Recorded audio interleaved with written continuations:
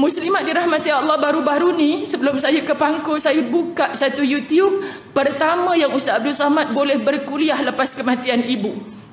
Apa isinya? Saya kata subhanallah, sama macam apa yang saya rasa dengan ibu saya. Pertama, Muslimat kata Ustaz Abdul Samad, mak saya ni suka bersedekah. Saya kata ya Allah, sama, suka bersedekah. Malam ini baru saya tahu pertama kali dalam majlis ilmu saya sudah ada orang yang menghantar nasi kotak. Macam hari ni ada orang hantar 300 nasi biryani. Kata Allah, Ustazah, banyaknya kan, rezeki sungguh orang datang hari ni. Ustaz Abdul Samad kuliah pertama beliau, Muslimat dirahmati Allah, didatangi rezeki 3000 kotak nasi bungkus. Dia kata kenapa banyak sangat, selalu ramai orang sedekah. Tapi tak macam ni, dengan air, dengan macam-macam. Yang bersedekah tu pula orang yang hebat-hebat, Muslimat dirahmati Allah. Barulah saya nampak ini hasil sedekah ibu saya ketika hidup. Faham Muslimat? Kadang-kadang anak-anak sebut apalah mak, orang tu pun nak ingat. Yang ni pun tahulah anak dia nak fikir pasal mak dia. Kita sama, Muslimat dirahmati Allah. Bila datang ke rumah, kata Ustaz Abdul Samad, kita sampai nak tutup telinga, dia kata ada kawan orang yang di hujung kampung tu kan, anaknya sekian, ni sekian. Saya balik rumah, mak saya tak pernah minta, kau ada duit tak? Mak nak sedekah kat masjid. Mak saya tak pernah minta. Tapi ceritanya tu tak pernah berhenti. Tadi mak pergi masjid, kawan mak tu cerita, dah 3 bulan dah anak dia tak bayar sewa rumah. Yelah, kau fikirlah dia tak kerja, suami dia tinggalkan dia, anak kecil-kecil lagi. Dia mula bercerita, Muslimat dirahmati Allah. Kalau kita lah duduk dalam situasi macam tu, tak lama lagi nak kena halau, macam manalah dia punya cerita tu meruntun jiwa sungguh kan. Jadi dia, mak adalah duit sikit ni mak dah bagi kat dia, tapi baru lepas 2 bulan, kata kan. Muslimat sugul lah dia sugul memikirkan kesusahan orang lain.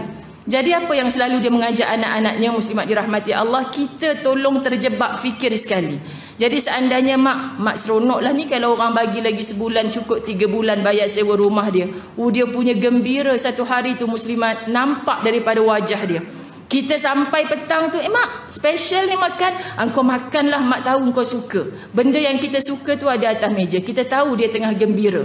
Maknanya Muslimat, kalau saya hadiahkan benda yang contoh gelang besar, baju cantik-cantik, letak kat situ, kadang 3 hari pergi, tak usik, kecil hati kita Muslimat, dia tak berapa seronok. Tetapi kalau kita gembirakan dia sebab dia mampu menggembirakan orang lain, keseronokan dia luar biasa. Ustaz Abdul Samad cerita, begitulah ibu saya. Kalau dia tak minta, tolonglah top upkan lagi, tolonglah cukupkan. Tapi kalau kita gembirakan dia kerana dia mampu menggembirakan orang lain, Masya Allah, gembiranya itu luar biasa. Ibu bila sudah gembira, walaupun dia tua, kita nampak aktifnya luar biasa. Sebab tu sampai tua, Muslimat dirahmati Allah, hidupnya penuh dengan semangat. Kerana apa semangat? Dia nak menjadi manusia manfaat kepada orang lain. Kita selalunya jadi lemah, Muslimat dirahmati Allah, sebab kita rasa kita hebat dah, banyak zikir seorang-seorang. Kita duduk atas sejadah, tak nak kawan. Yang penting hablum minallah kita jaga, hablum minan nas tak payah jaga. Kawan dengan manusia ni menyakitkan, Ustazah. Orang tu buat sakit hati macam ni, orang ni kata macam ni. Baik saya zikir seorang-seorang kat rumah. Belum syurga lagi, Muslimat. Ternyata kita bertemu bermasyarakat, kita jumpa orang yang menguji kesabaran kita. Sabar kita, teguh sampai mati, syurga tempat kita. Cekal kita diuji Allah dengan macam-macam perangai manusia, insya-Allah syurga kita.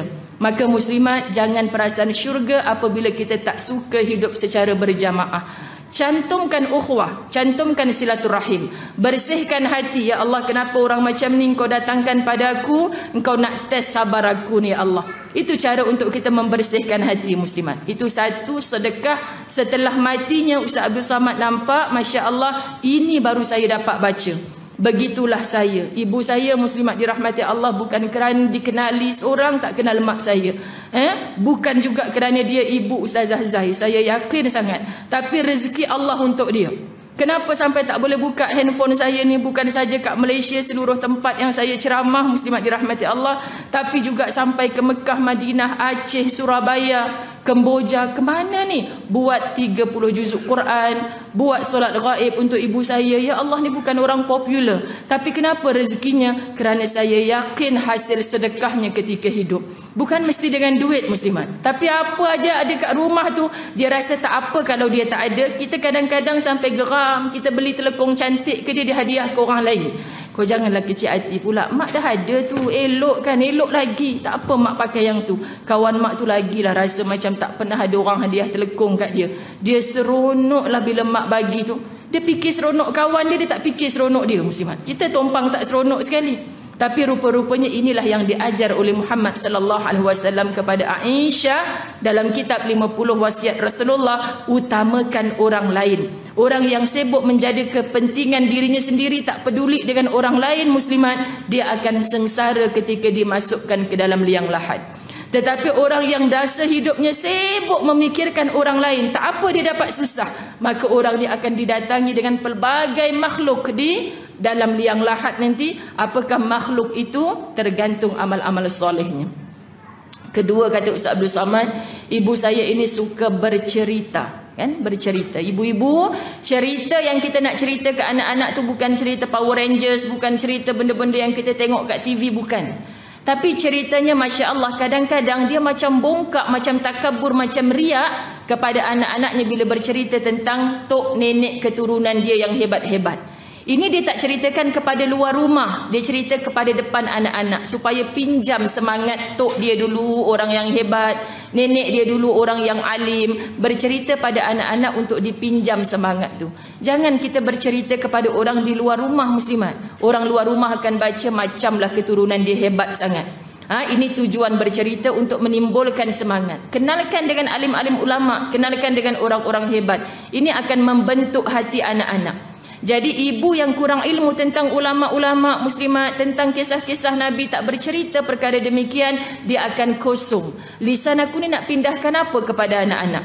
Maka orang yang hadir kepada majlis ilmu, awal Ustazah sebut tadi, ada benda yang kita nak cerita bila kita balik. Walaupun kita terasa macam terlambat, cerita ini sepatutnya dalam usia anak-anak kita memang mau mendengar, nak tidur ditemani, muslimat. Bila balik ke rumah, balik sekolah sambil makan, kita bercerita hal baik-baik. Itulah yang mak saya sebutkan, muslimat. Cerita. Kadang-kadang cerita yang kita daripada mula dia baru buka mulut, kita dah tahu hujung dia apa. Sebab ulang benda yang sama. Tapi Masya Allah, rupa-rupanya cerita itulah yang melekat di minda. Sebab Ustaz Abdul Samad bila sebut, hari ini cerita-cerita itulah yang saya rindu. Yang dulu saya kata, kenapa asyik mau bercerita saja? Inilah hari yang paling saya rindu, nak mendengar kembali mak saya bercerita. Jadi ibu selagi boleh bercerita kepada anak-anak, berceritalah. Cerita kamu yang baik-baik itu dinilai ibadah, pahala di sisi Allah. Ini kedua. Yang ketiga, baru dia cerita tentang ibunya yang suka beribadah. Tabarakallah ibu, yang hidupnya hari ini tak fikir benda lain, hanya ibadah, ibadah, ibadah. Mudah-mudahan kematian ciri husnul khatimah. Saya percaya ramai orang terbaca dah tentang kematian almarhumah Hajjah Ruhana, ibu kepada Ustaz Abdul Samad, muslimat, menjadi ikutan kepada kita yang bakal jadi jenazah. Ibu saya begitu juga, muslimat. Macam mana saya cemburu, bukan saya menangisi kematiannya, sebab saya amat yakin, percaya, kalau Allah kata ya ajal mak engkau nak sampai dah ni, maka Allah kabulkan doa saya. Kalau Allah kata ajal mak dah tiba, minta janganlah saya melihat dengan mata mak saya sakit lama lagi, sengsara. Biar permudahkan ya Allah, selesai hari Rabu tu juga. Tapi kalau engkau kata ajal mak masih jauh ya Allah, engkau kuatkan mak untuk melawan penyakitnya. Tapi Allah memilih ya ajal mak dekat dah, muslimat. Maka berjalanlah ibu itu bersemadi di alam yang lain dengan kita, muslimat. Apa yang kita perlu teruskan adalah kebaikan-kebaikannya yang selama 70 tahun hidup ini, insya Allah penuh dengan kebaikan. Lalu yang meninggalkan ini, teruskan kebaikan-kebaikan. Inilah yang saya ceritakan di mana-mana, muslimat dirahmati Allah. Baru nak mencontohi, ibu sendiri belum mampu, cemburu. Cemburu sangat. Kerana Ustazah Zai konon yang dikenali ni belum tentu lagi matinya, muslimat. Orang hadiahkan begitu banyak, kebahagiaan begini. Kerana apa? Ya bersedekah juga. Belum tentu punya hati yang ikhlas seperti ibu tadi. Ya buat kebaikan juga, belum tentu, muslimat dirahmati Allah, lahir daripada hati yang betul-betul tulus. Sebab hati ni hanya tempat jatuhnya pandangan Allah. Seluruh orang nampak yang Ustazah Zai buat tu baik, tapi hanya Allah yang tahu apa ada dalam hati. Jadi rupanya tak perlu jadi popular, tak perlu jadi orang hebat. Ibu saya sangat naif. Kenapa dapat ciri husnul khatimah, muslimat? Allah yang tahu bagaimana hatinya. Tak pernah peduli kalau orang kata macam mana ni, nak jadi macam mana. Yang penting Allah kan tahu.